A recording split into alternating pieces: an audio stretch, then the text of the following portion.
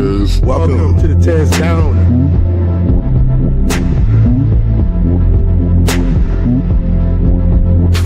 Welcome. I'm the Tez.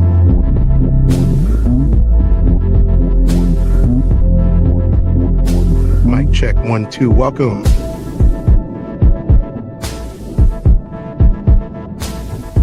Welcome to the TezDown. Party time. Under Section 107 of the Copyright Act of 1976, allowance is made for fair use for purposes such as criticism, comment, news reporting, scholarship, research, education, and parody. Under this act, fair use is permitted use of copyrighted content that might otherwise infringe on the exclusive rights of copyright holders. The TezDown podcast is a platform for entertainment and education. Edutainment, a blend of education and entertainment, emphasizes content that informs while it entertains. The views expressed in this channel's commentary do not necessarily reflect or represent the views of the hosts, and may not always reflect the complete or verified accuracy of information presented. All content, including commentary, analysis, and discussion, falls within the legal parameters of fair use. We make no claims to ownership of any third-party content. This is the TezDown. Sports unscripted, culture unfiltered. Thank you for understanding.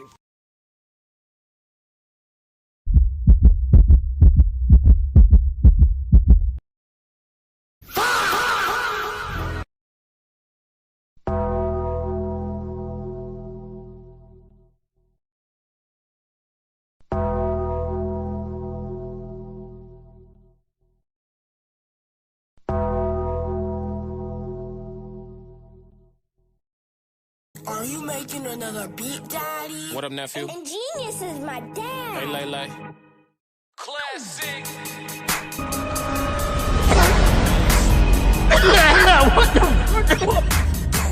Hard times ain't nothing at all. Really come from a struggle. Move around Michael Buffer. Always ready to rumble. All that mean is off the muscle. Y'all can't match my hustle. Screen bucket, that's a cuzzo. Bigger key to no muzzle. Lately I'm feeling exhausted. Think I'm tired of being humble. Coach all on the duffel. Chip on my shoulder, you don't wanna ruffle. Where I come from, everybody is cutthroat. Could've been dead, I'm just doing what I'm up for. My old homie jumped off the roof. I tried to share it, he was nuts though. Life, win or you lose, you gotta pick it or choose. Inspired, chose to win. Now I went first on a cruise. The shortest path always straight. Why you all in your own way? You scream YOLO to be goofy instead of using that to be great. You black, you should be proud. When I die, blowing money with the apes. It's gonna be a ton, I'm running up the rate. My name on your tongue, I'm coming up the ranks. Consistency so persistently is the recipe, I cannot lose. My options in life is win, succeed, or win. How can I choose? I'm damned if I do, I'm damned if I don't. So damn it, I think I'ma do. Survived a lot, I could've died a lot, but I'm here, got nothing to prove. Woke up, inspired. Woke up, inspired. Woke up, inspired. Woke up, woke up. Woke up feeling inspired. Treadwheel, low pro tire. Grind like my needs are dire. I grind like my straight's a diet. Woke up, woke up, woke up. Woke up. When I start getting awards, know that I deserve it. I ain't getting choked up. Confidence come from preparation. Fundamentals that'll separate us. I document it just so it makes sense when y'all clowns see me elevated. You the type to take the elevator. I take the stairs by the escalator. You proclaim that you work hard. I show and prove that I'm dedicated. Y'all got failure traits. Ain't did nothing trying to celebrate. Why? You procrastinate. I bet tomorrow's your favorite day. In a minute. Every day is my favorite day. Welcome to the TezDown. I am Tez. Thanks, Classic, for the music. I appreciate that a whole lot. Man, we got a show for you today. We got a show. I say we as in the royal we because it's just me. Or is it? Y'all don't know, do you? You never do. You never know if I got somebody in here or not. Well, you're going to have to stick around to find out. We're going to have to see what's going on today. What's going on, chat? I see y'all in here. What's going on? We got International Sco in the building. What's up, Sco? How you doing, man? It is 1 o'clock in the afternoon, Central Time in Illinois. And Sco said, hit that like button and subscribe. It's free. 111. Put them ones in the chat. We the ones, but yes, we are. On up. How y'all doing today? All right, guys. So I'm gonna run it down for you guys. We got, or should I say, I'm gonna tear it down for y'all today. We got fake beef. Black people not supporting each other and black fatigue of the grifters. Oh, yeah. I'm going to talk about it today. I've been avoiding it, but hey, people keep saying my name. And when I hear people saying my name, I have to appear. So We're going to get into it today. But woo, let's start off with some business first. It is election day in Illinois.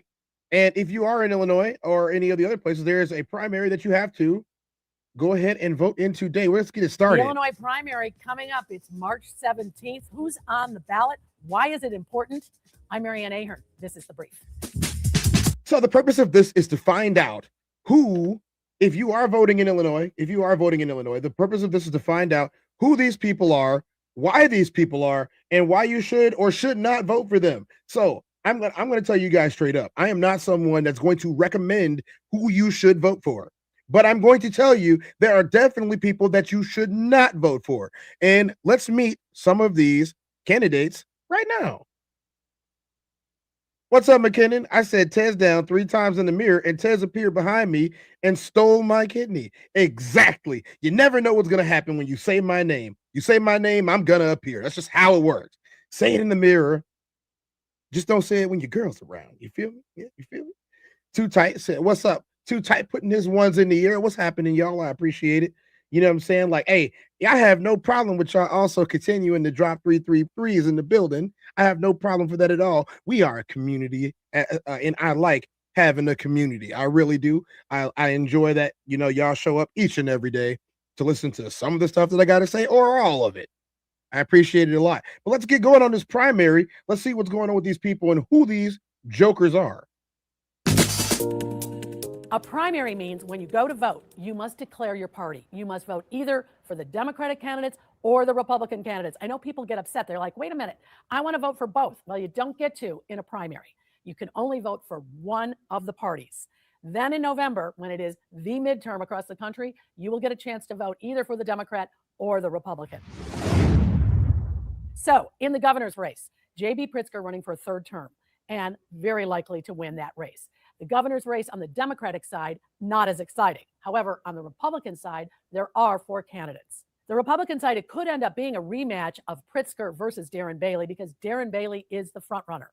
Darren Bailey is the downstate farmer. You might have heard of him as well because of what happened, unfortunately, to his family, a tragedy where he lost 4 members of his family last fall in a helicopter crash. He's also known for his very conservative views. In fact, in the last election, in the match against Pritzker, he called Chicago a hellhole. That didn't work so well when you try to attract that's why he lost the primary. He learned his lesson, says he's not doing that in this race. In fact, wants to focus his campaign post-primary should he win in attracting more city and suburban voters. The other 3 Republican candidates for governor are Ted Dabrowski, who is a financial analyst, first time running for office, Rick Heidner, who is a gaming and real estate executive, first time running for office, and Sheriff James Medrick from DuPage County, obviously has been in office, and his focus is on crime. Fuck that guy. Actually, all of them say one of the things they would do right away is get rid of the sanctuary status for Illinois.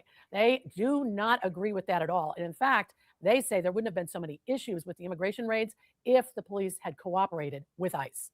Let's face it, Illinois is a blue state. Whomever wins the Republican primary is going to have a very tall order against J.B. Pritzker, not only because he is somewhat popular as a Democratic candidate here in Illinois, but he has unlimited pockets to run for this reelection. He's a billionaire and is willing to spend. We have, for the first time in almost 30 years, an open primary for the U.S. Senate. Dick Durbin is retiring. There are several candidates on the Democratic side, but the 3 frontrunners are Raja Krishnamurthy, Juliana Stratton, and Robin Kelly. All 3 of them already hold office. 2 are in Congress. That's Krishnamurthy and Kelly. Stratton, of course, is lieutenant governor to J.B. Pritzker. What's turned out to be the big issue in this race is Donald Trump. Each of the Democrats complaining that one of them or the other is getting money from people who also donated to Trump. So they're trying to align the Democrats as MAGA funded. And in Stratton's case, she has been funded much by J.B. Pritzker. The Stratton campaign is painting Robin Kelly as a spoiler. They'd like it to just be 2 candidates, Krishnamurthy and Stratton. But that's not the case. So it's going to be interesting to see who does win the primary. And in this race, it's one of the most expensive Senate races in the country. Krishnamurthy has raised more than $25 million for his campaign. He's been working on it for many years. He could see that Durbin was likely to retire. And so there's been some complaints about that, about how much of his fundraising has fueled this race of his. Others say, well, that's what it takes to win a race, and so be it. but the Democrats are really, there's a lot of infighting going on. Now, there are also Republicans running for the race. The two leading contenders are Don Tracy and Jeannie Evans. Both of them have never run for office before. Don Tracy has been the chairman of the Illinois Republican Party, is a longtime lawyer from downstate, and Jeannie Evans is a first-time candidate, as I mentioned, never run before, but she does have backing from legal circles in the city of Chicago. Some are wondering if Jeannie Evans might pull off a surprise and be the nominee. You're gonna have to wait and see on this. Whomever wins the GOP primary in the U.S. Senate will then face the winner. Hey, let's get it started early, guys. Can you guys do me a favor? I know everybody that's watching right now, you are focused on who to vote for in Illinois. If you live in Illinois, if you don't live in Illinois, then obviously you don't care too much about this. It's just the first segment, guys. But what you can do is you can stop, pause yourself, give me a like or subscribe or both. It's free. It's free, guys, and it helps me out a lot. Yeah, I'm on the way to recovery. I started this new channel a few months ago, and we are blazing the trail right now, but we got some work to do. I do not have monetization on this channel, and I'm trying to get there because, as you guys know, this is expensive. This costs money. And so I would hope to get a little bit of monetization to put more word out to the people and continue making great content. You guys help me with likes and subscribes. I'm not even asking for your money, at least not yet. So here we go, back to the primary. Of the Democratic primary in November. All right, then, for the first time than anyone can remember, we have 5 open congressional seats. The 2nd, the 4th, the 7th, the 8th, and the 9th. And in a couple of those races, there are more than a dozen candidates. Only one is going to win the primary. As I mentioned before, remember, you've got to go in and vote either for the Democrats or you vote for the Republicans. These are strong Democratic seats. Let's talk about the 2nd. In the 2nd congressional district, it is former Congressman Jesse Jackson Jr., who spent time in prison, whose father just passed away. And I knew that he was going to run again. See, the last time that this guy ran, the last time that he had a position, he tried to sell a Barack Obama Senate seat and went to prison for it. He came out looking like this, a shriveled up version of himself. No mustache, no nothing. Just who does he think that he is right now? I'm going to tell you guys right now, don't trust this man. The first thing that he did at his own father's funeral was get up and blast every single president. Now, I'm not against blasting the president, but I do believe that politicking, there's a time and a place for politicking, and I don't necessarily think your parents' funeral is the time or the place to politic for your own congressional or Senate seat. And you're going to try to win the seat that you tried to sell to somebody else? Come on now. That just screams corruption, doesn't it? And as y'all can see, I am not a Democrat or a Republican. I just call it how it is. This is ridiculous. But go ahead, Jesse Jackson Jr., do what you want to do, man. Is considered the front runner. If he wins, it would be quite a return to Congress of all that has happened to him. His main opponent is Donna Miller. There is also State Senator Robert Peters. There's a lot of talk in this race of outside money, and really in all of these races. There's money that's been given to candidates from outside of the state, from what are called political action committees, PACs. That's when you see those commercials and you kind of wonder, who's that? Why are they doing that? Well, they've got an agenda. There is a pro-Israel PAC. There's a crypto PAC. There is a DraftKings. There's a gambling PAC. And what they're doing, they're funding these campaigns because they hope that when whomever wins, that they will represent their interests in Congress. Another closely watched race is the 7th congressional district. That's where Danny Davis, he retired. There's several different candidates. The top 2 that a lot of people are focusing on are State Senator LaShawn Ford and City Treasurer Melissa Conyers-Ervin. Why are so many people interested in these congressional seats? Because what happens once you get into Congress, as you see with Danny Davis, they often stay for many, many years. Hey, Roxy. It's not a bad gig. Who doesn't want to be in Congress to be a part of helping make laws, to be able to speak out on various issues? And if you're a politician, Congress is one of those seats that you aspire to, and they don't become open very often. And that's why we're seeing so many people run. Another district that we're watching closely is the 9th congressional district. It extends from Edgewater in the city all the way north up to Crystal Lake. It's a very wide, different district that represents people that don't have much money to people that might have a lot more money. And with Jan Schakowsky retiring, that district is probably the most volatile right now because you don't know what's going to happen. As she already mentioned, there's a wide range of people that are involved. You have people that are broke, people that are immigrants, people that have been here for 200 years. Well, their families anyway. And it's a little bit divided. So I would be paying very close attention to that part of the race if I were anyone that was trying to take the metrics on this. More than a dozen people who want that seat. The top three that people are watching closely are the mayor of Evanston, Daniel Biss, State Senator Laura Fine, and a newcomer, a content creator and former journalist, Kat Abagazea. So people are keeping an eye. She's actually the front runner, and she is a YouTube creator, also on TikTok. She's done a bunch of things with a lot of different political creators. Hassan Piker is one of them, especially during the ICE raids. So you might have recognized Kat Abuzela, but if you haven't, give her a look and see what you guys are voting for. On that district, because it has always been a long time sort of veteran of politics. So if the content creator, Kat Abagazea, wins, that would really send a big signal, not just in our area, but across the country, that the Democratic Party is looking to revamp itself, to look for new people to run and not the same old, same old. Of course, all politics are local, so you care about where you live and who might be on your ballot. Another big race to watch is the Cook County Board President race. Cook County Board President Toni Preckwinkle, who has had that post for many years, is facing her toughest challenge with Brendan Riley, a Chicago alderman. So we're going to be watching that to see what happens. But here's the bottom line. It's your chance to vote. We don't get it very often. You don't want to miss going to the polls. You still can vote early. If you haven't done so, you, of course, can vote on Election Day. That's Tuesday, March 17th. Our vote in Illinois really does matter as far as people wanting to see the trends for what's ahead nationwide in the midterm in November. There are so many different choices. We hope that you read and listen and watch and take in all the material so that when you make your choice, it is a confident one that has been well researched. Thanks so much for checking. Yeah, so I mean, it's very important that you guys take care of your voting rights, and you do have the right to vote. I understand if you don't want to, totally get it. You know, a lot of Americans in today's society are not voting. They feel let down. They feel however they feel by the way that the system has been moving, and I get it. But you can make some change by voting in the right people. It's up to you to decide who those right people are. I'm not going to tell you who they are. I want you to decide. Just know that voting for your pocketbook only is not going to help you, because it never does. There's zero recorded history of how regular people who work every single day have benefited from voting for people that promise that they're going to make everyone rich. Just letting you know that in the gate. Now we're going to move on. We're going to move on from election stuff today. We're going to be moving, guys. We're going to be moving. We're going to move on for election stuff today. We're going to get into the show. That show, Fake Beef.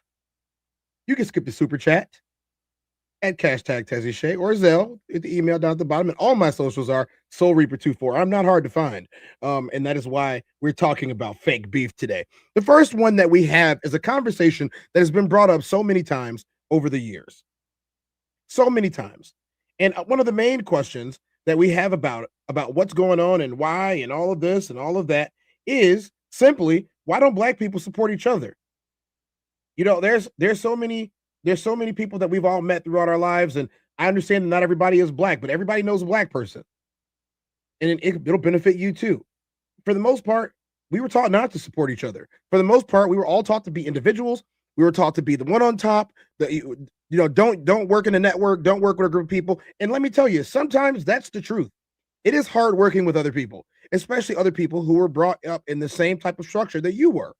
It's difficult as a black person because we have to be individuals. We have to stand out. You have to be the one that everybody can see and shine and all of that. So it's difficult. But the problem that arises from that is we don't support each other's businesses, goals, or ambitions. Because if you support them, they might outgrow you. That's what the dichotomy is right here. If I support them, they might outgrow me, especially if we're doing the same thing. But that's not the case. The case is it's a synergistic effect. What if supporting them helps grow your business? You might not grow as fast as them. You might not grow as quickly as them, but you will grow. You will grow. And I think that growth should be the goal. I think that the goal needs to be progress. Not perfection, progress, not being number one, maybe not being number two, but being in the running. And I think if you need to get in the running first before you start worried about being number one, I totally understand having the goal of being the best, being the greatest, being the one on top, the one leading the charge. I totally understand that. But if you're not even in the race, You shouldn't be thinking about being in first place. Get yourself to the race first. Get yourself to the race first. Put the work in. Get yourself to the race and then worry about being number one. Once you're in the race, you can beat anybody. But if you're not even in the race, support the people who are. Support the ones that are trying to make stuff happen for everyone else. Even if it looks like they're just being selfish at first, because I guarantee you that in the Black community especially, the trickle down does work. Everybody benefits when I eat. Everybody benefits when they eat. Everybody's eating, and that's the important part. But we have gotten away from that in the society. We have gotten bombed. We have gotten destroyed. We have gotten wrongfully profiled and imprisoned. And the spirit of the Black person, in my opinion, has been broken to a degree to the point of where they don't like each other anymore. I don't see that with other races of people. I don't, unless they've been radicalized, which not the worst thing in the world, but I don't see that from other races of people. I see Black people doing this to each other. Every time a Black person does something wrong, the first people that want to call them out are Black people, but Black people aren't even the first ones to call out the other people who did things wrong. So we're going to get into it today. Why aren't Black people supporting Black people? We're gonna get into the video. But before we do, it's fake beef and it's fake meat. You guys have been eating fake meat without realizing. You guys have been eating lab-grown meat. You see, the man, Bill Gates, allegedly, as you guys have already seen from the disclaimer, I have the right to fair use to talk about these things. Bill Gates is championing a company and spending a lot of money to make sure that you eat fake food. You eat fake meat. They're growing it in labs, and we're going to find out why and how right now, today. Poor treatment of animals to uneven food distribution and even climate change, lab-grown food is being hailed by some as a solution for many of today's biggest issues. Our global agricultural system is responsible for over a quarter of all greenhouse gas emissions. Among the worst offenders, what's up, Jim? Shout out. Dark chocolate, coffee, and fish based on emissions per kilogram. There has been a lot of hype around cell-cultivated food, but how viable is the industry? What does it entail? And more importantly, will consumers bite? Can you do the honors and lift the lid on your creation? Over a decade ago on The Edge, we reported on the world's first ever cultured beef burger. Unveiled by Professor Mark Post from Maastricht University, it cost around 250,000 euros to produce. He went on to set up Mosa Meat, a company which aims to bring the burger to the masses, and he's not alone. There are now hundreds of startups developing their own lab-grown products, but just how do they do it? It's a relatively simple procedure, and similar for both meat and plant-based production. For meat, simply take stem cells from animals' tissue, add a nutrient-rich solution and watch the cells multiply into the three main components of meat: muscle, fat, and connective tissue. Then put the cells into bioreactors, or as they're more commonly known, cultivators. These cells are then separated and rearranged to build a final edible product. This part of the process is called scaffolding and can be very complicated. What are you talking about, man? A steak, for instance, needs a lot more scaffolding than ground meat in a burger. The entire process takes between 2 and 8 weeks, but the payoff can be huge. It's estimated that just 1,000th of a pound of cow cells can create up to 4.4 billion pounds of beef. That sounds like an impressive return. So what's the holdup? Don't worry, Score. We'll get back to cost is a big issue. Currently, lab-grown meat is around 40% more expensive than animal meat. And then there's health and safety concerns. All production must happen in a completely sterile environment because the cells have no natural immunity from diseases. And while traditional meat is nutritionally dense, most of its proteins, vitamins, and so they've brought up a very interesting point here. The cells have no natural immunity from diseases. So essentially what you're doing is you're growing real cells from animals that have not gone through any processes of becoming immune to the environment. So they're easily going to be attacked and infected by whatever germs, let's just call them germs today, whatever germs or microbes that are there. And could you imagine if like there was like some crazy amount of people that were eating this every single day and it went out nationwide, the next thing you know, it's some zombie virus. Now, I'm not saying that the zombie virus is what it's going to be. I'm just throwing out, a hypothetical out here. But it could be as simple as Ebola or something like that that could affect us and give it to everyone. And next thing you know, we got another pandemic on our hands. There are some things that you just need to leave alone. I don't know. Yeah, how about this? How about we abandon the majority of the meat that we eat anyway? If we stop worrying about eating meat so much and started supplementing our diets with other things, because especially in this country, we're fat. If we supplemented our diets with other things that were more nutritional for us than just straight up meat, I mean, we could use the same money that they're spending on this science to develop other things and develop ways to eat food that's real and exists, to grow food, to give the money to the farmers who are losing their farms right now so that we can have real food and stop worrying about bioengineering it. Now, for people who still think that we can live in space, which we can't, I'm just letting you guys know that right now, that's a fever dream. We can't live in space. For people who still think that we can live in space for an extended amount of time, this is something that they would want to develop. But we can't do that. It won't be possible for a very long time, if ever. Just because if you were born here and all of your biology has you set to here, then you're stuck here. You might visit, but there's no telling if you'll ever make it back. Look at the astronauts who spend too much time in space. Look at the astronauts who went to the moon. I'm saying all of this because there is scientific evidence that proves that we can't do it, yet people still believe that we can. I'm not understanding why this is even a thing or why we're spending so many billions of dollars on this. And when I say billions, I mean billions of dollars, when there are people who literally don't have regular food because you guys are wasting all the money on stuff that doesn't make any sense. Minerals are introduced via animal feed.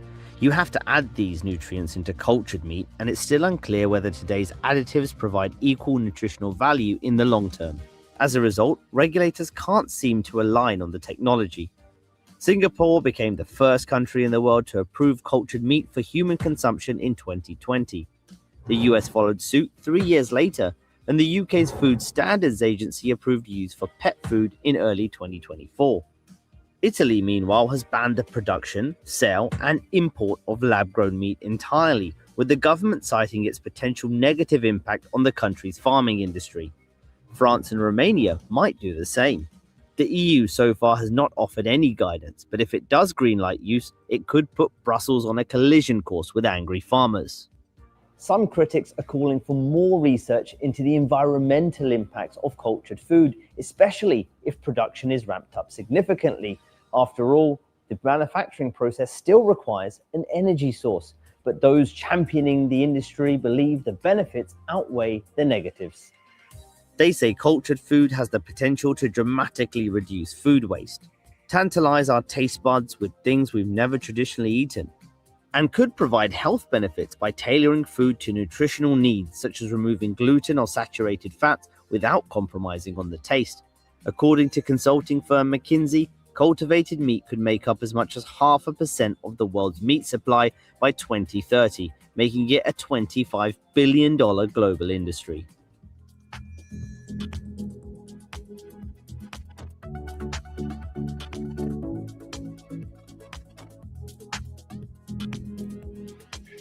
Listen, guys. I'm gonna hear this right. Listen, guys. So we're going to get into this. We're going to get into this in a minute. Listen, guys, I implore you to find healthier ways to eat your food. I implore you to go out and do some research on the things that will actually help you. And a lot of them are very simple. It's plants. It's plants. Whether you like it or not. I'm not telling you not to have a steak every now and then. I'm not telling you not to enjoy a juicy burger every now and then. I'm just saying that this is where it's going. And I guarantee you that they plan it before you ever get to it. Guarantee you. You might not be able to see it. Our next section of the show that we're going to move on to, and I would stay and talk about this a little bit more, but I think you guys get the point. They're making lab-grown meat, and they want us to eat it, and they want us to take it, and they want us to use it.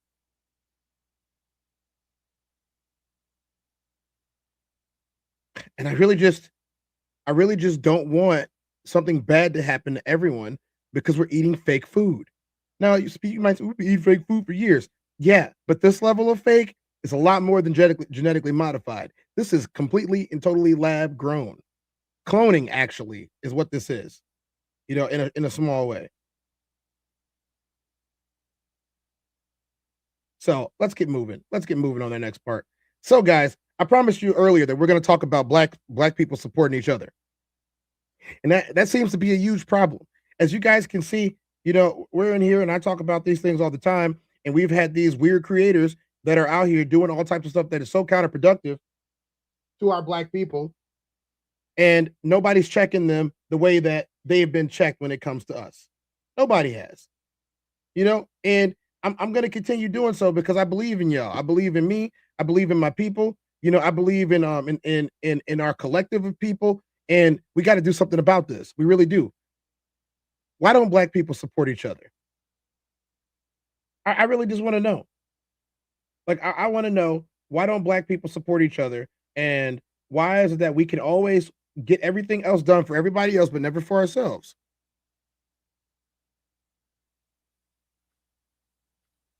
When somebody can give me the answer to that, then maybe I'll get off of it. But for right now, and for this part of the show, it's titled "Black People Don't Like Black People."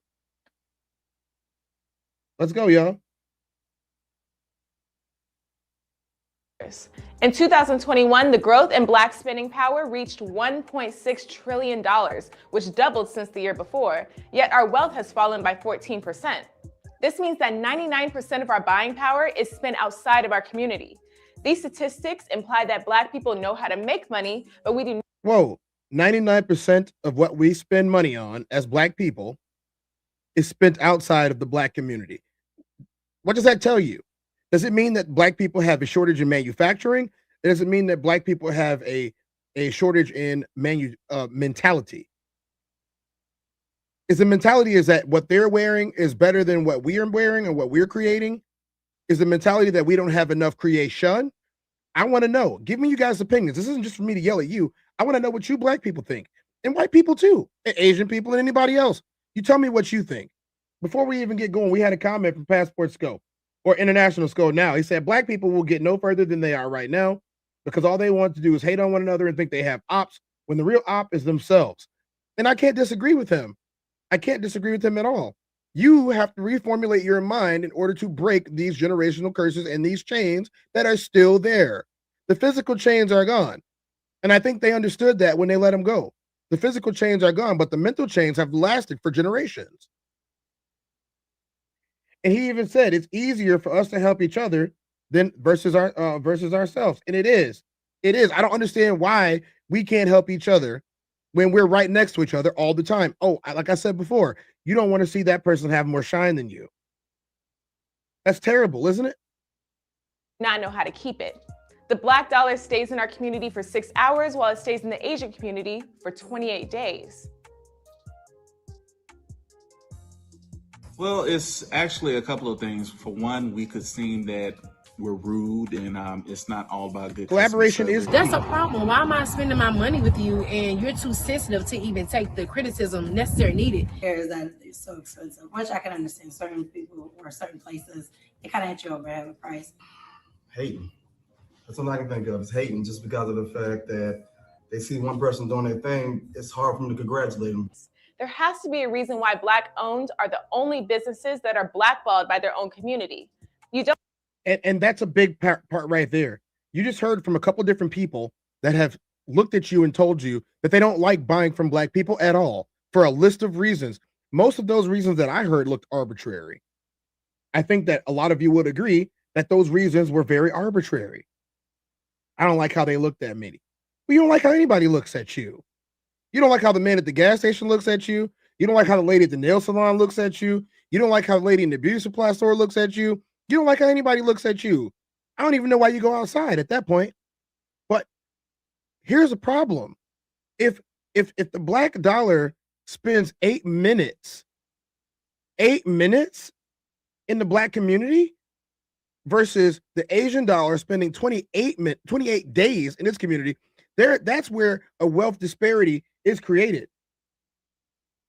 If Black Americans as a collective have made double what they made the previous year before this one, but we've lost our spending power by 14%, it's because we are not investing in ourselves. Every time I look around, Black people trying to get away from Black people. Every time I look around, I can't wait to move away from these, ninjas. I can't wait. I'm gonna move to the suburbs. I'm gonna getting a high-rise penthouse, something. Can't wait to get away from these ninjas. I do understand that there are crime-ridden areas that you should want to get away from, but there are better ways to do it. Again, Black millionaires, there's nothing stopping you from buying entire blocks in the hood. There's nothing stopping you from doing so and renovating it and gentrifying it yourself. Imagine if you had a group of 5 or 6 Black people who all were millionaires, and you got together and you bought 15 or 20 city blocks because the houses are dilapidated, because they're rental properties. See, there's companies from Georgia that came up to Illinois and bought a whole lot of property, rental homes, townhouses, apartment complexes. They bought them and they raised the rent in Illinois. So the Illinois rent is continued to skyrocket, double and triple what it was just 2 years ago, because another state or a foreign company came in and bought the real estate in the areas that we live in. And there's only 2 things that are happening. Either they're raising the rent or they're putting data centers where you live, taking your power and your water and making the air quality less clean all over again. We saw this in the 30s. We saw this in the 40s. We saw this in the 50s. We saw this in the 60s. We saw this in the 70s. We saw this in the 80s. Not so much in the 90s, because Black people just decided to step up in the 90s. There was hey, if you didn't live in the 90s, you missed out on a lot. There was a lot of stuff going on for us Black people in the 90s. Black people came up a lot in the 90s. And then the 2000s, they decided to regress. And now we're here, where a guy who looks like me can look at you and say, I don't want to live around other Black people. Oh, my neighbors is white with 2 T's. I can afford it. I'm going to spend my money. I got it like that. I got the Coogee and the Fendi and the Louis V and the... Shut up. Shut up. It don't make no sense for you to be talking about all of these Italian companies when we have Black designers who are just as good or not better. So shut up. Shut your stupid ass up. Say that, folks. Yeah, I know that we had some issues in the Black community with people abusing their power, but for a while we had a lot. And in the late 90s and the early 2000s, we had a whole bunch of Black brands that were coming out, like FUBU and Sean John. I know. Don't jump down my throat about that one. Pause. You know what I'm saying? Do not jump down my throat about no Sean and his magical combs. That's blah, blah, gay sex, blah, blah, Congress. That's all you talk about, Cortez. All you talk about is blah, blah, gay sex, blah, blah, Congress. I talked about Congress. I didn't intentionally talk about the other thing. That's just what Sean and his magical combs does. You know, I'm just saying. Shit, Negro. That's all you had to say. Don't try to tell me about the designer outfits and clothing that you wear when you can't support your own people. Don't do it. I had a conversation with a content creator that was on here, if you can call him that, and he told me that I had a broke mindset because I want to help people. How is wanting to help people having a broke mindset? If I had all the money, then I would be using all the money to make other people have money, because I'm guaranteeing you there's a kid in the hood right now who could solve the cancer problem. There's a kid in the hood right now who could have solved the COVID problem. There's a kid right now who could solve the engineering crisis that we've been having, or the energy crisis that we've been having, but they do not have the funding. They do not have the opportunity. And what do? They become lost to the streets because they do not have the funding. And it's very important, because the people who do have the funding end up like Elon Musk. He had the funding to do whatever he wanted to do, whenever he wanted to do it. And most of his stuff doesn't even work, but he had the funding and he had the ability to go out and do it. The same thing with Jeff Bezos, the same thing with Bill Gates. These guys had the funding. They had the money behind them. They had people that believed in them. You guys wouldn't believe it. I would be a tech billionaire right now, multi-billionaire right now, because I invented your tablets. Put it on record right here. I invented your tablets. In the 2nd grade, I didn't have any funding. Everyone thought it was funny. Everyone thought it was a joke to see this little kid trying to build a tablet computer when everyone was just starting to get laptops. I said, why can't it be small? Why can't it be flat? And why can't you put it in your pocket? Next thing you know, we all got these. So that just goes to show you that there's probably a million people that had the same idea that I did because they were tech nerds, geeks, whatever you want to call them. They just didn't have the funding. Now imagine if someone had the funding for these ideas, how you could change the Black community. You could keep money in the Black community. The NAACP isn't doing enough. They aren't. The United Negro College Fund, they're not doing enough. Why aren't they doing enough? Because we're not giving them the money to do it. We're not funding them. HBCU is losing their football teams. HBCU is losing their bands because they don't have the funding. You do realize that the STEM program is very important and we should put kids in it. They have schools specifically designed for it. I know in Illinois, there's a school called IMSA, the Illinois Math and Science Academy, that you could put your high school age kids in, and they would live there on the campus, and they do STEM all day. Illinois Math and Science Academy. They do it all day long, every single day for school. How many of you people knew that? How many of you people knew that most of the military schools teach lots of different engineering classes as well as STEM? How many people knew that? Maybe you should put your kids in those schools instead of trying to send them to school to be, I don't know, a basketball player, knowing that they're only 5'6". Well, he loves basketball. He's going to be the next Spud Webb. That is almost statistically impossible.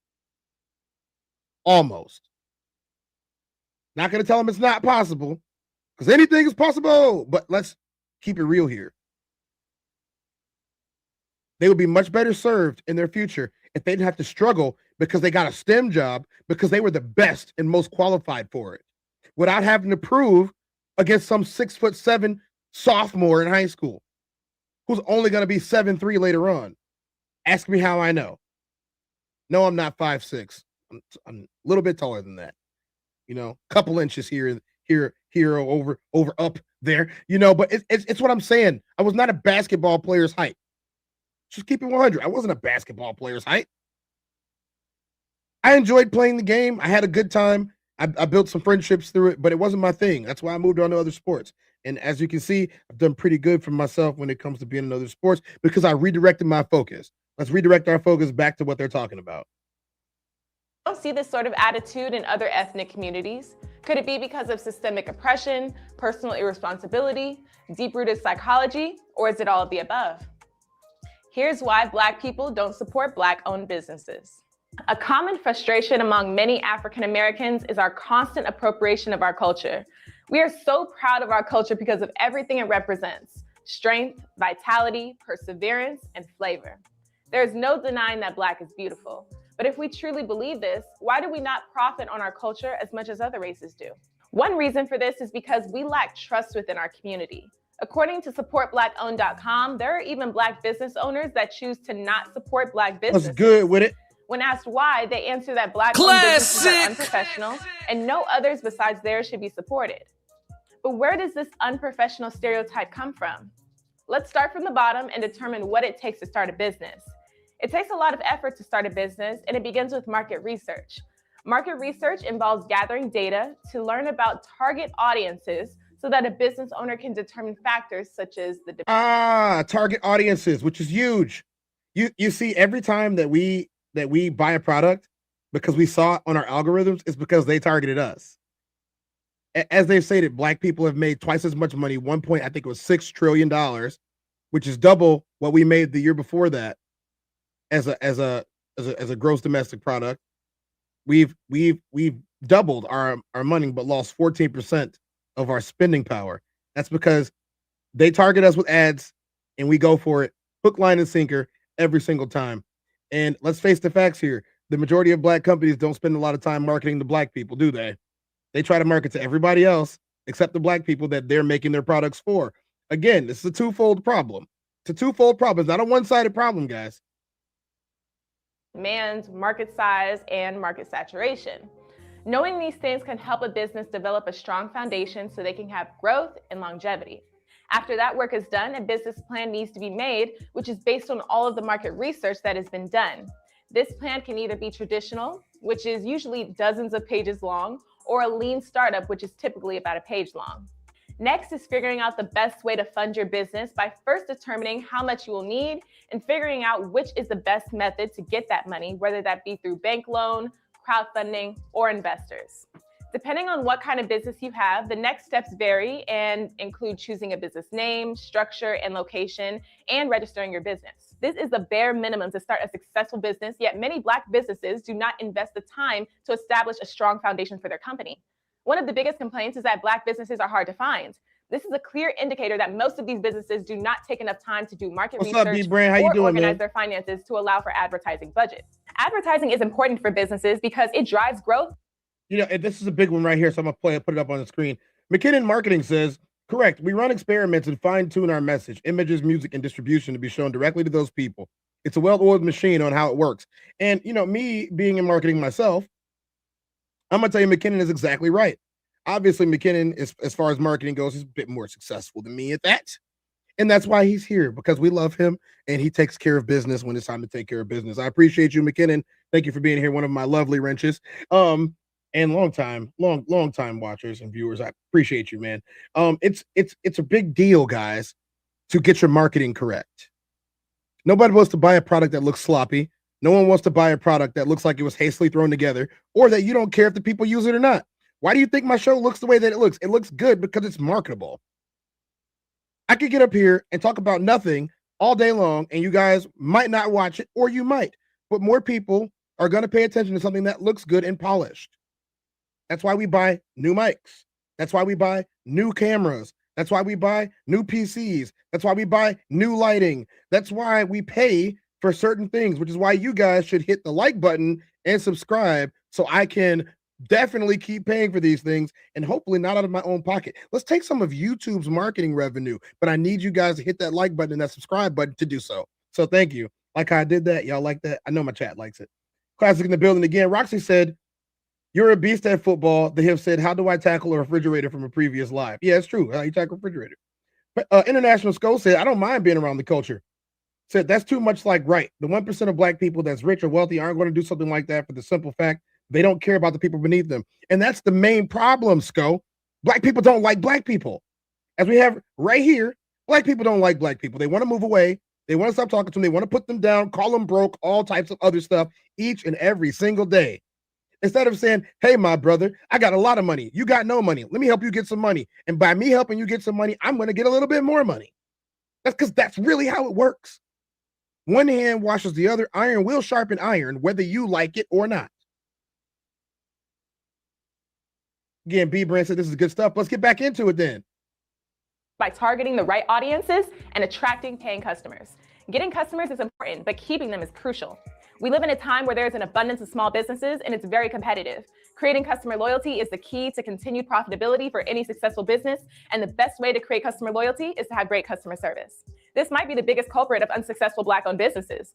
Many customers complain about unprofessionalism, with stores being closed during business hours, business owners or employees with bad attitudes, and unapologetic bad service. Most Black people want to support Black businesses, but don't want to deal with the headache. At the end of the day, bad business is bad business, no matter where it's coming from. YouTube user at Natural Light wrote, I desperately want to support Black businesses, but I can't. Case in point, I live in Metro Atlanta. There are Asian nail shops and Black-owned shops. I've gone to Asians mostly, but now I refuse to give them a dime of my money. I tried going to Black-owned, but they have no clue how to run a business. I go to an Asian shop. I'm in and out in an hour or less. Black-owned, I was in there 3.5 hours. Asians smile at me and ask, what color you like? Black-owned rolled their eyes and acted like I was bothering them. Very rude, gossiping with each other, cursing, etc. I just do my own nails now. I miss the Asian shop, but refuse. We do not understand how to run a business, many of us. Always running out of supplies. And this is why, McKinnon, what she's talking about right now. Treat me with respect and do a timely good service, and I will support your Black-owned business. This is not to bash our people, but more so to take ownership of what is lacking and how it can be improved. Black company owners have a tendency to put minimal effort into their company and expect to be treated like businesses that do put the effort in. In this era where being woke is very prominent, many Black-owned businesses will rely on being Black-owned as the main reason why they should be supported. When they aren't supported, defense is the first reaction when it should be an opportunity for introspection and growth. If you do not invest in your product, nobody else will. If you do not invest, I'll say it again, my face big. If you do not invest in your product, no one else will. No one else will want to. And can you blame them?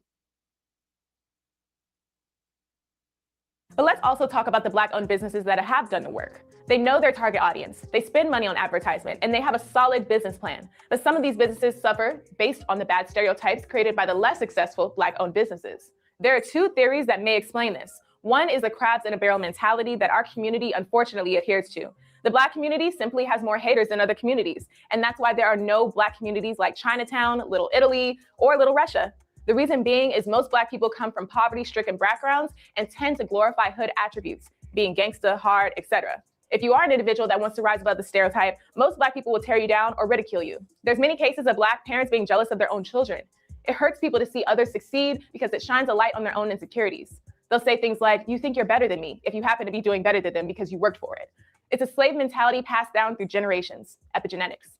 Another theory is generational trauma. In his 1952 semi-autobiographical novel, Go Tell It on the Mountain, famous African-American author James Baldwin asked, could a curse come down so many ages? Did it live in time or in the moment? The trauma of slavery has been carried on throughout generations of African-Americans and is manifested through poor health and poverty. We are aware of the residual effects of slavery that we see in our community. A more recent example of generational trauma would be the riot of Tulsa's Greenwood District. In 1921, Tulsa, Oklahoma's Black Wall Street was one of the most successful African-American communities in the United States. However, on May 31st, 1921, an African-American man named Dick Rowland was accused of attempting to rape a white woman named Sarah Page. The white community did not want to wait for the investigation to happen and instead took matters into their own hands by lighting 35 blocks on fire, injuring 800 people and killing 300.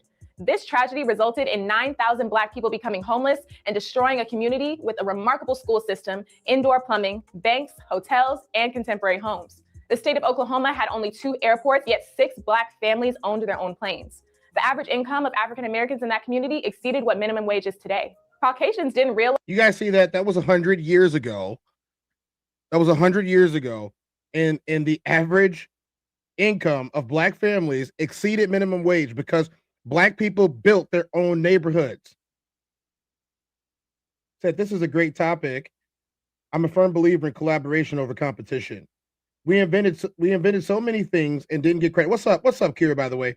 Too Tight said we invented so many things and didn't get credit for it. If we could come together, we would be strong to think about we are geniuses. We run sports, music, etc. We are literally the blueprint for just about everything in entertainment. I notice we criticize our own and skip any good places, so we automatically believe Black owned means bad. That's 100% true, Bridget. It's 100% true. The first thing we think about when we hear Black owned is, oh, Black owned's not good. McKinnon said there were communities like that everywhere, and Slocum, Texas, is one that had its own mass slaughter because Black people were doing well and white people got scared of them.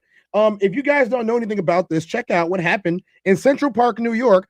Central Park, New York used to be a Black community before they decided to tear it down to the ground, get rid of the cemetery, and turn it into a park because the rich white folks in Central Park, New York, not Central Park, New York, but in Manhattan, wanted a place to take their dogs and hang out. It was a Black community, and they demolished it. They took it by eminent domain and gave the people pennies for their land that they owned legally in the city of New York City. Imagine what those families would be owed today for the land that is Central Park. You don't believe me? Go look it up. Maybe I'll talk about that a little bit this week. So Black people don't like Black people, and I'm not sure why, because you are Black. So how do you hate yourself? But we have another segment that's coming up right after this, guys. And I think that because of everything that has gone on in the last few days, you guys should prepare yourselves for this. This has a lot to do with Black grifter culture. But before that, we got something that is very near and dear to my heart these days. And I think that you guys need to get ready for a TezDown stretch down. Let's go. Let's get limber, y'all. Yeah.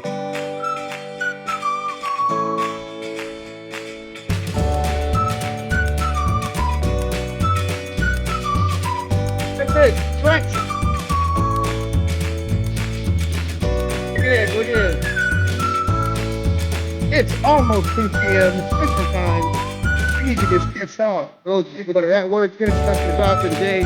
Anytime they on the way to work. All the people that are watching here, let's get out. Thank you.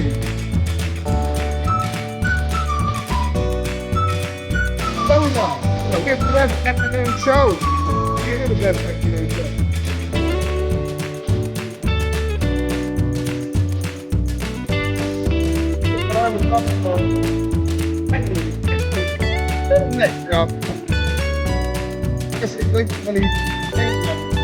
All the options.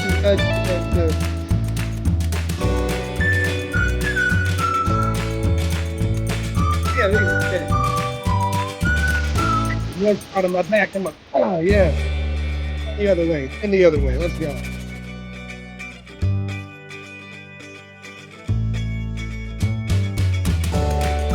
That was nice. It's nice. Thank you guys. And now we got to get to a part of the show that is gonna man. I didn't want to have to do all of this today, but anytime you say my name, we can do it the easy way out of the hallway. So the choice is yours.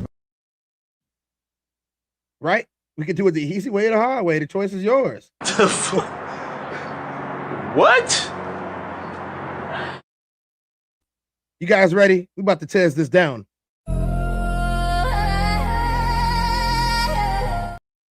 I said y'all ready? If y'all ready, put your ones and threes in the chat. If y'all ready, put your ones and threes in the chat. I want to see them. Ones and threes in the chat if y'all ready for this. Everything I do fire. Dropped the best 2 albums in 17. I'm hungry. I'm hungry. Yeah. Hungry, but I ain't starving though. Had to be before cardio. Lyrical exercise cardio. I'm getting paid off of audio. Change my rap name to lot of bucks. Watch your head, baby, got a duck. Cuz I pulled up in the Audi truck, say upgrading to a Ferrari truck. Everything I do is straight smoke. 5 albums, that's chain smoke. Buy my green like the 8th smoke. About to close church and cake ghost. In corporate America with my hoodie on. They looking at me like I'm Trayvon. Better watch what you say wrong for your suntan turn spray on. On the Star Trek, watch them clean gone. For the sack chasers, I'm Ray Charles. $1,000 for a feature verse. For Fendi Frost, there's no charge. I threw my hands some braids. She said she liked me with waves. Then fell in love with the braids. Everything I do is a wave. Y'all heard what he said. For the sack chasers, I'm Ray Charles. For the sack chasers, I'm Ray Charles. I'm tired. I am so tired of black people jumping on black hatred bandwagons. How y'all gonna hate yourselves? Don't nobody else hate themselves at the degree or the level that we do. And you can miss me with Willie Lynch. You can miss me with slavery. You can miss me with all of that because we are well aware of what these people are doing. We are well aware of how they've been treating us, how they think about us, and the things that they say about us. When they talk about things in their churches, they're talking about us. Why are they always talking about us as if we're a problem? We're not a problem. They're managing us. And they're convincing us to manage ourselves for them. As I said earlier in the show, they took the chains off, but we didn't take them off of our minds. As a collective, as a people, as a worldwide culture that has influenced every nook and cranny of this God-given earth that we live on, there is no reason why we should be struggling as a group the way that we do, especially with self-love. But it's because we have false prophets. We have liars. We have grifters. We have people that are just trying to take our money and tell us that they're not as good as everybody else. And we need to be more like them. No, we need to be more like us and remember who we are. How can we remember who we are if we're always putting each other down? How can we remember who we are if we're always putting ourselves down? How can we remember who we are if we don't even trust our own men and our own women? How can our men hating our women and our women hating our men raise children who love themselves? Are we cooking yet? Are we cooking yet, chat? Are we? Because if we are, y'all got to let me know. Y'all got to let me know. Enough about me. Let's talk about me. What do you think of me?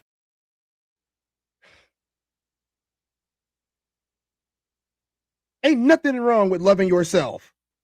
Ain't nothing wrong with loving the person next to you and giving them props and giving them ups. But when I hear a word like black fatigue, it makes me wonder, do you even know what the words mean? Well, black talking about all the people who originate from the continent of Africa, dark-skinned, melanated people, brown people in general, and then fatigue, to the process of being worn down or being tired or having been worn down. Okay, I don't need the thesaurus for this one. We get this off the dome today. All right, let's talk about it for a bit. There are people who are profiting off of you not liking you, and they tell you that you don't have any money and they have all the money. You need to think like them, but you can't like yourself in the process. That's the reason why I feel the way that I feel about these people. That's the reason why, even though I don't care about the beefs, I do care about this. You're misleading black people. You're sending black people down a rabbit hole that they will never recover from. It'll take 30 years to recover from what you've done if people like me don't step in. So I'm stepping in. Let's talk about it, y'all. I'm gonna hear this phrase called black fatigue. And I first heard it, I said, black fatigue, what is that? Black fatigue. So these is some type of outfit people are wearing. What's going on, you know? And then I dug a little bit further and I found something else that was brilliant. Tired of you blaming all of your failures and the things that you weren't able to accomplish on white people. I saw this on TikTok. Next on deck with Tim Black.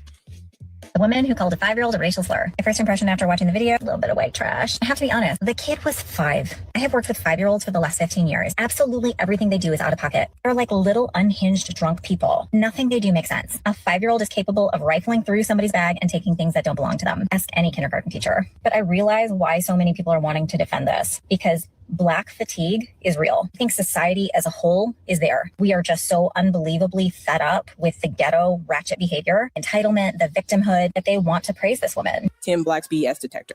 Tim Black's BS detector. Tim Black's BS detector. She said society. Society is fed up. Would you mean the whites?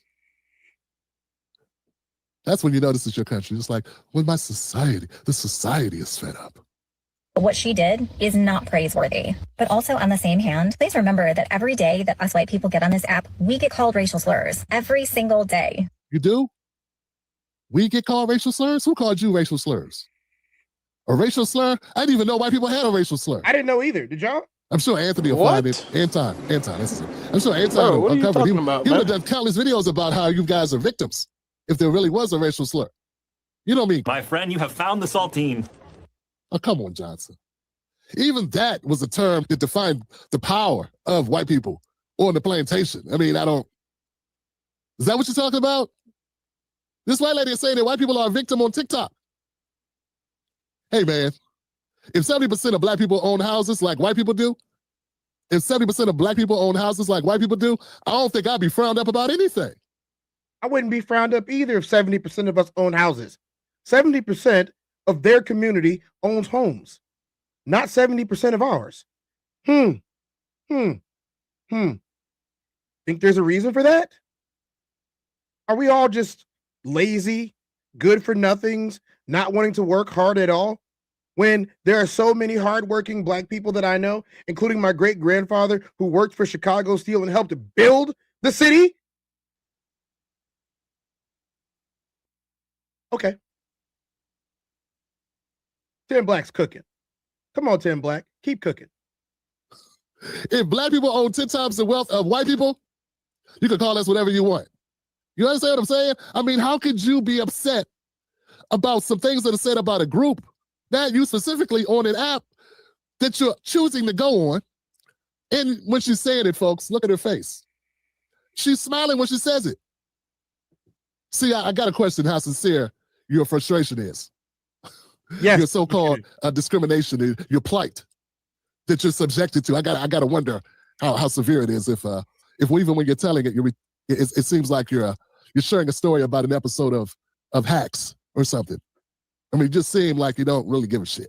So if you don't want to be called a racial slur, you also have to stop calling people racial slurs. You can't talk out of both sides of your mouth. Is that Botox I detest? Hold on a second. I'm still trying to figure out what the racial slur is for white people. Not like white boy. That's not going to do it, right? White boy Rick is what the black people call Rick because he was the white boy. It was Rick. And we call black people black Tim and black Rob. And like it's not a slur. That's what you mean? I'm trying to figure out. Honestly, guys, I'm trying to understand what you're talking about. And I want to know why Anton's got a smirk on his face. And why You know is he why? boosting You know this? why? Why am I boosting it? I'm boosting it to rebuttal it. Is he going to talk later? But what I'm saying, I don't want to wait till the end because there's so much misinformation in this video. It's pathetic, man. I don't understand what racial slur that white people are being subjected to that has her so distraught. But for the love of God, please leave the children out of it. Adults are stupid. They're going to do stupid things. You're a different level of stupid when you bring kids into it. In my time, you Congress, don't get to talk. basically what this one Reclaiming my understands is that two time. things can be true at the same time. And I Reclaiming said this the my other day when this whole situation first What's broke this out. And then we had the panel on Monday night where I basically said that white people are starting to get fed up, and that is the whole premise behind Black fatigue. Let me get this right. So you talk for white people now. What happened to helping all the Black people? What happened to bringing our minds out of a slave mindset? What happened to bringing our minds out of a broke mindset? What happened to that? You care about what these white people think way more than you care about what we think, right? That's what you're telling me. You're telling me that if I tell you that there's a problem in my community, you're going to tell me to go talk to a white guy. I got something for you. That's what I got for you. Let's keep going. So you're here to tell us about the whites. Yeah, I'm trying to figure it out. So let me get this right. Oh, yeah. You are telling Black people that white people get tired of Black people. Are they tired of you? Yes. I'm just asking, Anton, because you Black, I think. Nah, you don't get that no more. Your I job, remember you asking you a goddamn is to come tell thing. Black people that white people are tired of them or they tired of us. I just want to be clear here, because this is one of my pet peeves, man.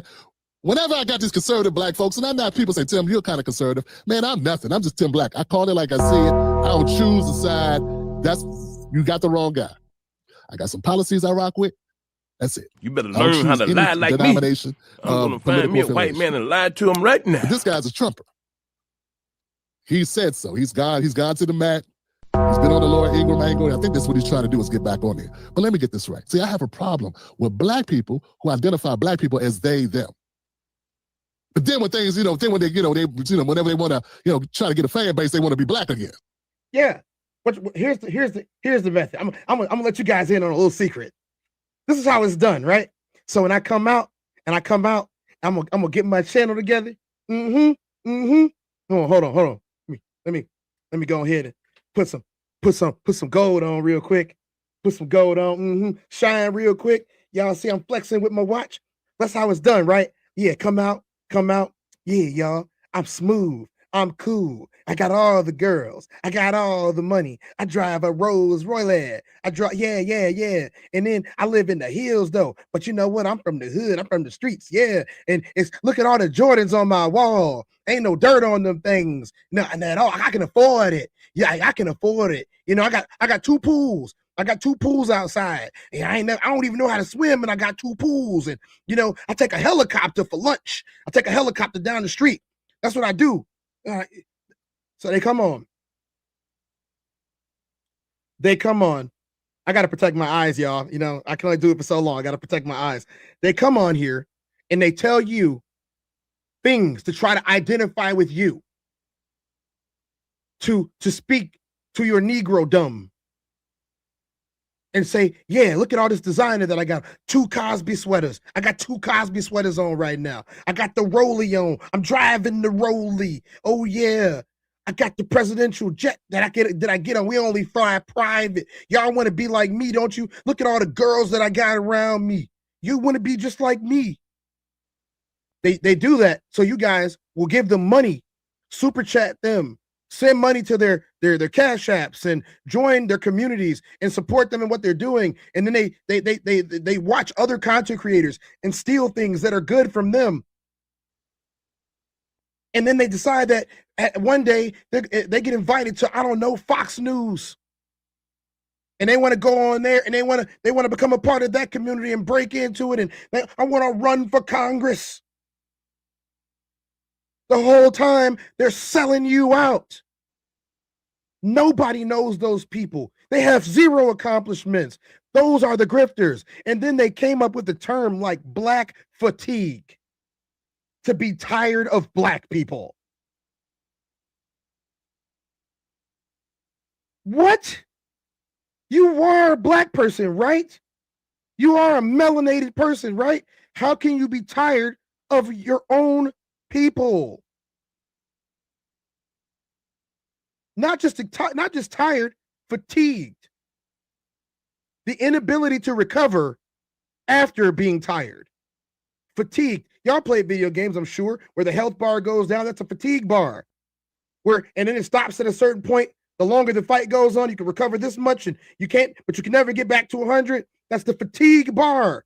His fatigue bar is so low that he wants to sell all of you out. And if someone with a proposition came to him with money to do so, he's already told you, and others just like him have told you that they will sell you.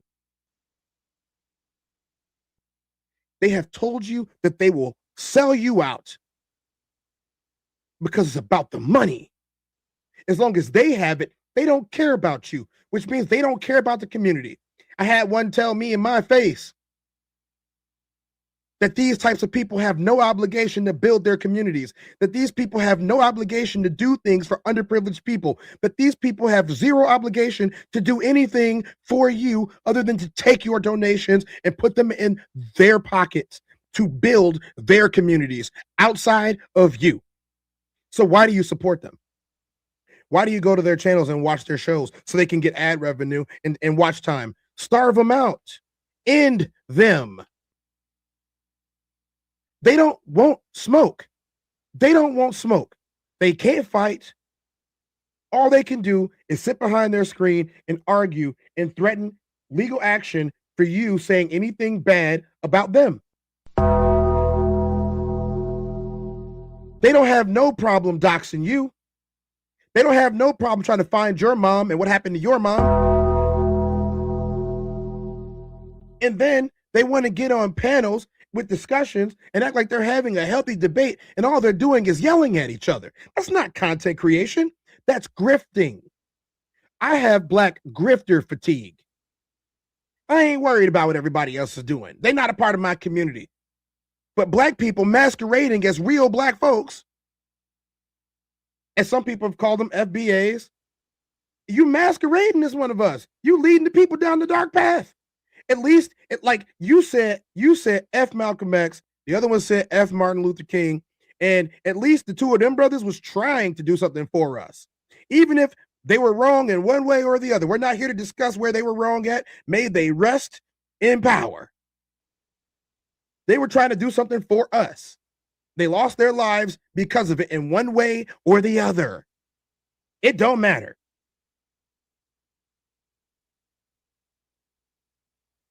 It's really starting to get on my nerves. It really is. How this beanhead, fat, ugly bastard and his constituents can sit up here day in and day out and call all of y'all broke. Call all of y'all dumb. All of y'all stupid, underinformed. Y'all don't know nothing. Y'all ain't never lived like this before. And y'all keep watching.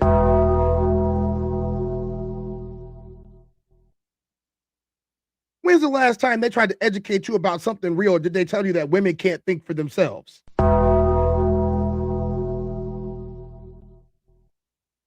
This, like, if you like women, the first thing that you're going to try to do is empower them, right?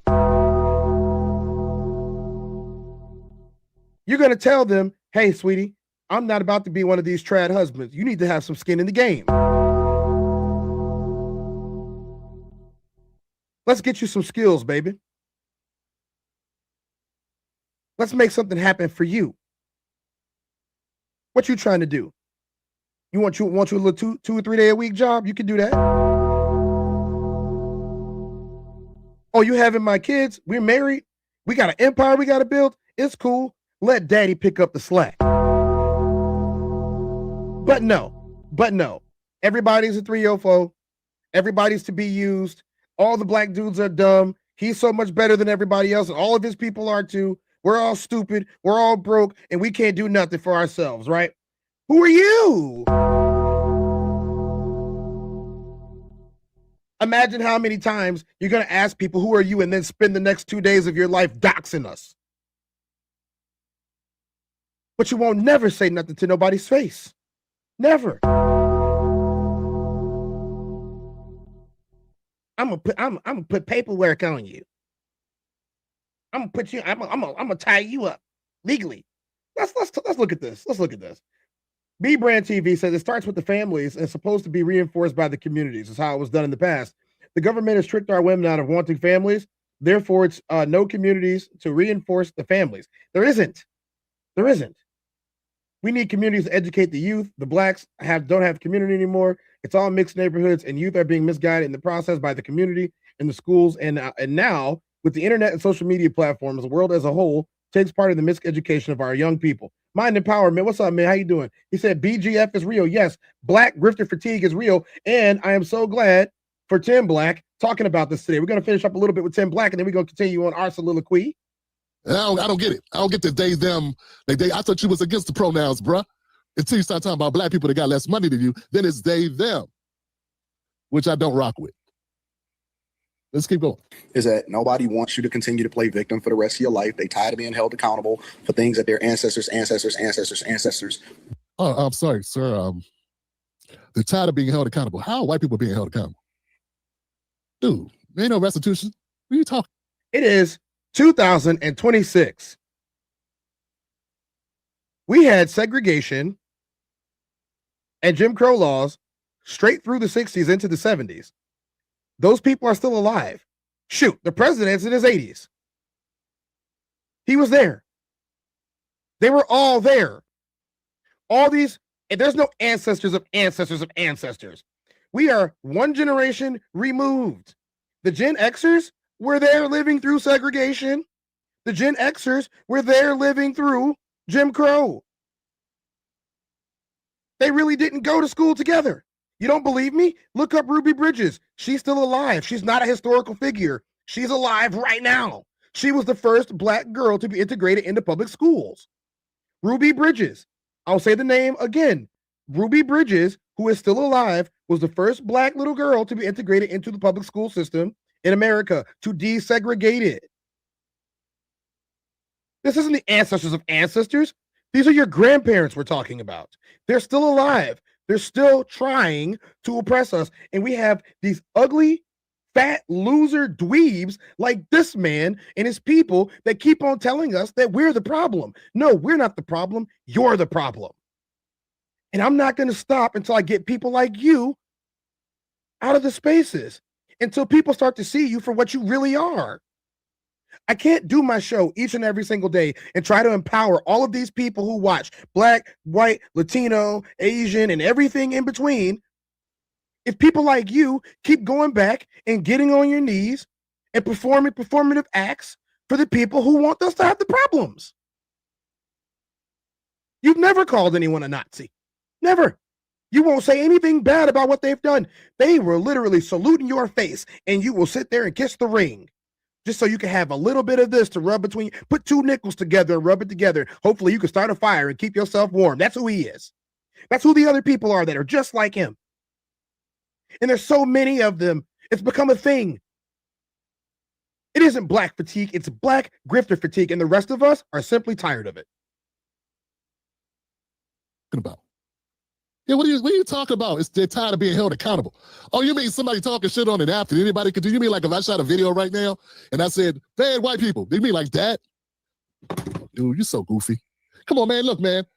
I don't mean no harm, Anton Daniels and friends like Anton Daniels, and I really do not. I do. Relish this, but just because you got on glasses don't make. I do. You smart. Just because you got on glasses don't make you smart.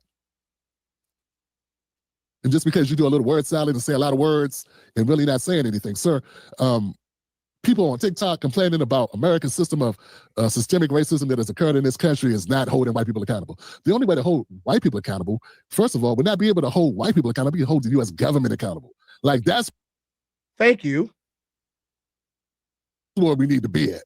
And there has been no accountability by the U.S. government to rectify a couple hundred years of slavery, 100 years of Jim Crow and Jane Crow and mass incarceration and redlining and all the other things that were allowed legally under this U.S. government. That's who needs to be held accountable. People complaining on an app about America, that ain't holding nobody accountable. Why would you even say something goofy like that? It's impossible. You people have no power. How can powerless people hold powerful people, more people that... I ain't holding nobody accountable. Why would you even say something goofy like that? It's impossible. These people have no power. How can powerless people hold powerful people, more people that are more powerful, that outnumber them 4-1? For every black person, there's like 4 or 5 white people. They outnumber us with wealth, land, ownership, power, position, the presidency, the government, like everything. The service, the armed services, the police system, every system in America is run by white people. And you said they're tired of being held accountable. I mean, I don't mean no harm, man. And I know I got people that watch me from all types of walks of life. Well, I thought y'all told me this guy knew what he was talking about. This guy's just cool. I'm sorry. Anton Daniels, the sound of me, I'm getting the impression that you are either trolling because you had Charleston White on your show and you said, well, that's where the money is. Because you can't be this dumb. You got to know Charleston White. Accountable is something that someone with power is able to do. Accountability is what court systems do. Accountability is what the United Nations would have to do to the United States. That's what accountability is. And people saying things that you don't want to hear that you could just go delete or block is not equivalent to holding anybody accountable. It's disgusting and insulting, man, that you wouldn't even float it. Exactly. I have been talking about this for quite some time. Accountability does not hold anything if you don't have power to enforce it. You can't hold anybody accountable if you have no power to enforce that. There is no or else to enforce. There's no or else to fear. That is why I make sure that I keep myself physically ready just in case I have to enforce an or else.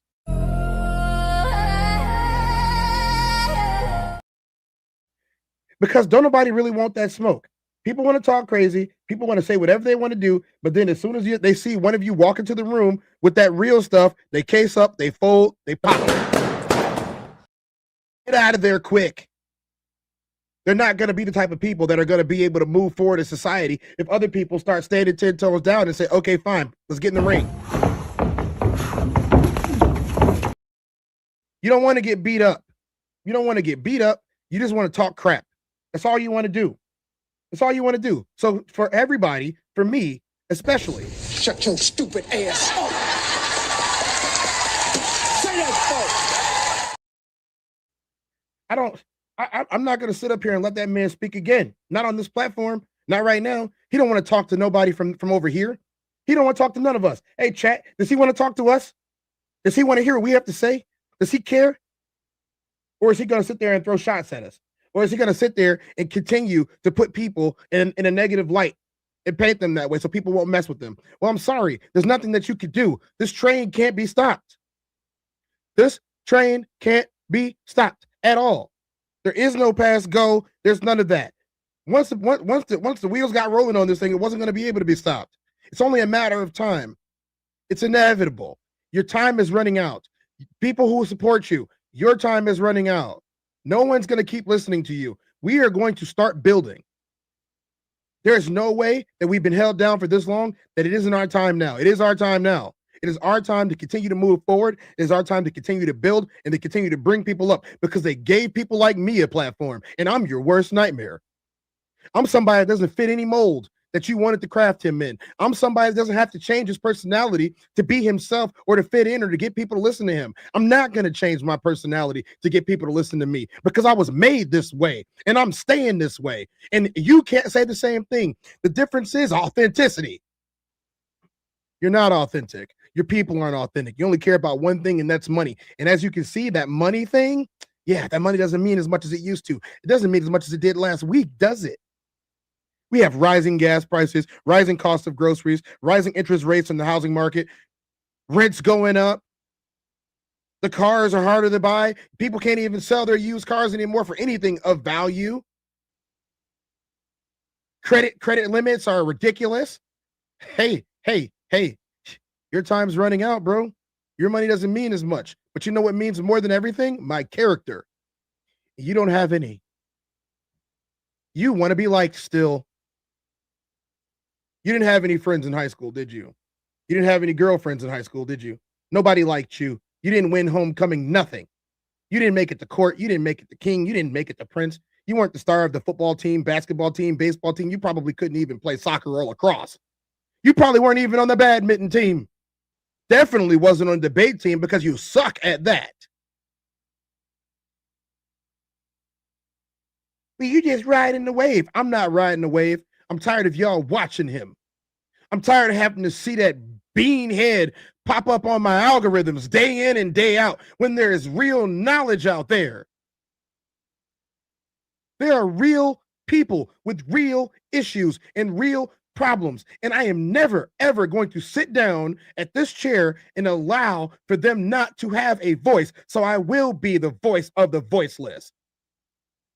We are smart.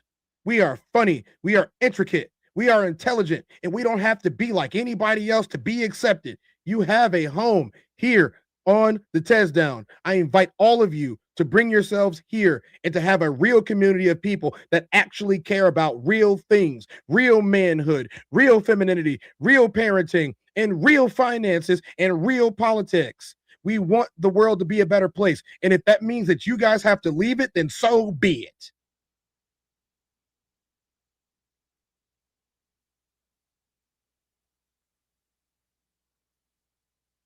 I'm not buying subs.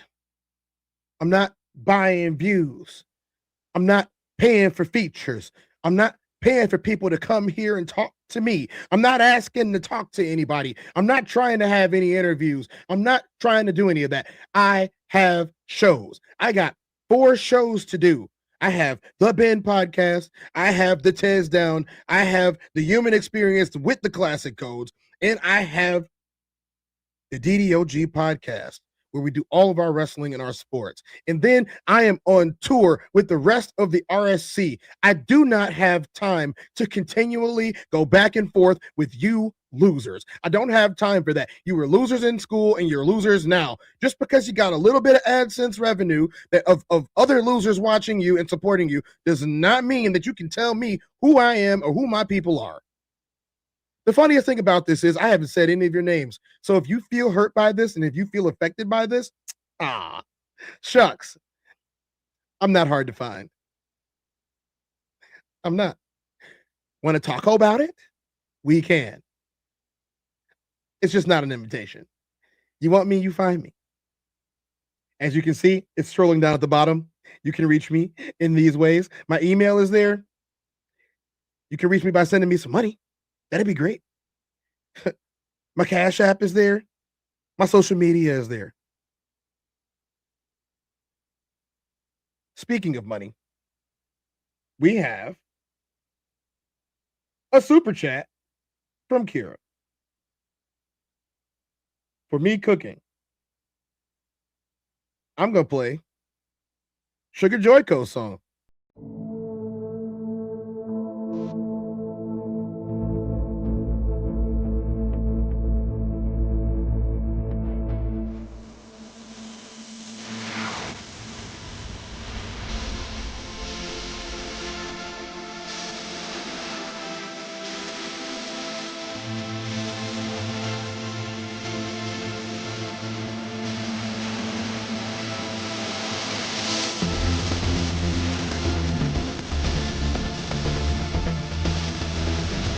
Y'all in the chat, y'all are doing work right now in the chat. This is what I'm talking about. We have real solutions to the community. Let's keep in action. We're growing all creators, real creators that care about this community, bring them all together the right way, the real way. No more drifting, no more politics, and let's do this ourselves. We don't need them. We don't need them anymore. Time to play. New era SPA.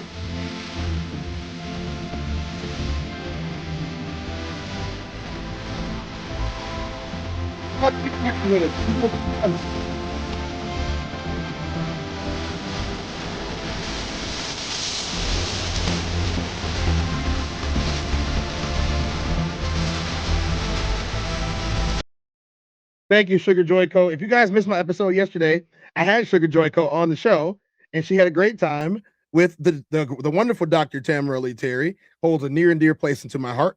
I appreciated them so much. Yes, I did. Yes, I did. Yes, I did. And I'm going to say it before I get up off of here today. I need to let you guys understand these guys only care about one thing. I was running game on you. I wanted to get the money. That's all they wanted. That's all they wanted. And I have one thing to say to them. Stop it. Get some help.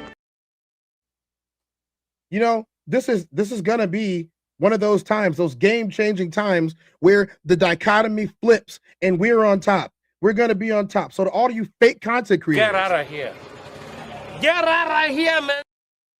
and stop talking to my people any type of way. We are not stupid. We are not dumb, and we for damn sure ain't broke, and we've proved it because 99% of our money bolsters this economy up and down the street. Why the fuck you lying? Lying to everybody right now. Stop lying to everybody right now. And if you want, you're gonna have to deal with me and people just like me.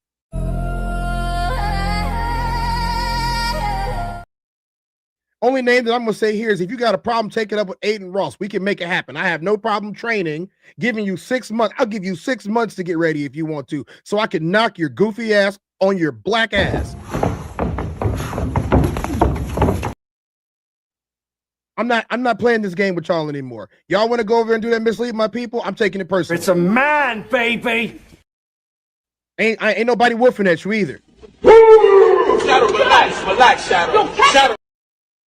I'm really starting to get tired of it. You guys are not smart. You guys are not intelligent. There's nothing that you're saying or doing that's going to change anything for us. All you're doing is putting us down, and you look ridiculous doing it. Why is everyone so fucking stupid? Why aren't more people intelligent like me? Black grifter fatigue. Black grifter fatigue is what it's called. I am so freaking tired of y'all. Each and every single day, all you do is create these panels and yell at each other, and nobody can get a single word out. No, there's no encouragement, there's no edification, there's no knowledge, there's none of that. And I'm tired of it. I am so tired of it. And we are done. I am telling you right now, we are done. We are done. Contact me or shut the hell up. Sending subliminal shots. This ain't subliminal. This is letting you know exactly what it is. 16 ounces. Take it or leave it. My guess is that you're going to leave it because I've seen what happens when someone steps up to you. Doesn't matter how big my channel is. How big is your manhood?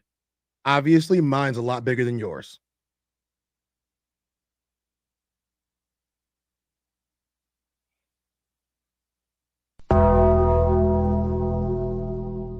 Shit, Negro. That's all you had to say. This is the TezDown. I am Tez. We're coming.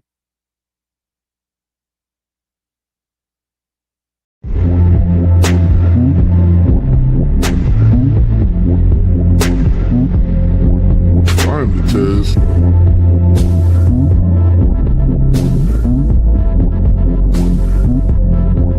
I'm the Tez. Welcome to the TezDown.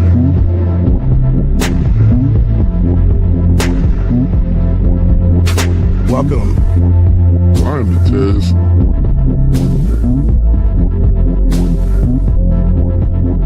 Mic check 1 2. Welcome.